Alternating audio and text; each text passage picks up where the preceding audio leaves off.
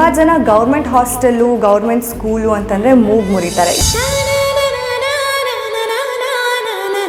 ಇವರು ರೈತನ ಮಗಳು, ಇವರು ಸರ್ಕಾರಿ ಶಾಲೆಯಲ್ಲೇ ಓದಿರೋದು.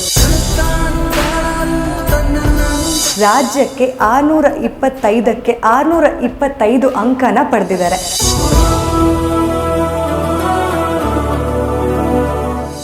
ಗ್ಯಾರಂಟಿ ಗ್ಯಾರಂಟಿ ಗ್ಯಾರಂಟಿ, ಇದು ಗ್ಯಾರಂಟಿ ನ್ಯೂಸ್. ಸುದ್ದಿ ಖಚಿತ, ನ್ಯಾಯ ನಿಶ್ಚಿತ.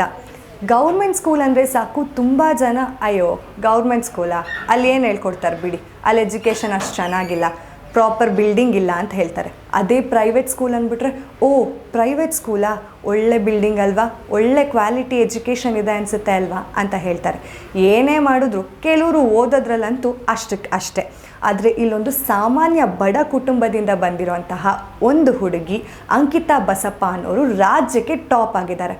ಇವರು ರೈತನ ಮಗಳು, ಇವರು ಸರ್ಕಾರಿ ಶಾಲೆಯಲ್ಲೇ ಓದಿರೋದು.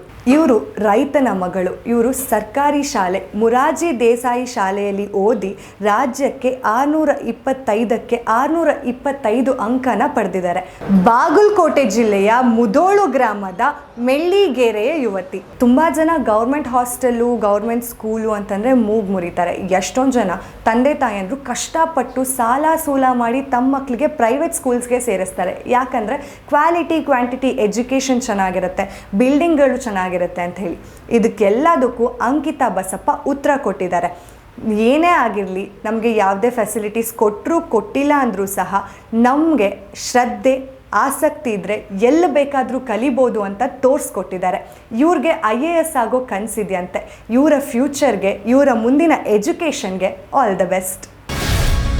ಗ್ಯಾರಂಟಿ ನ್ಯೂಸ್, ಸುದ್ದಿ ಖಚಿತ, ನ್ಯಾಯ ನಿಶ್ಚಿತ.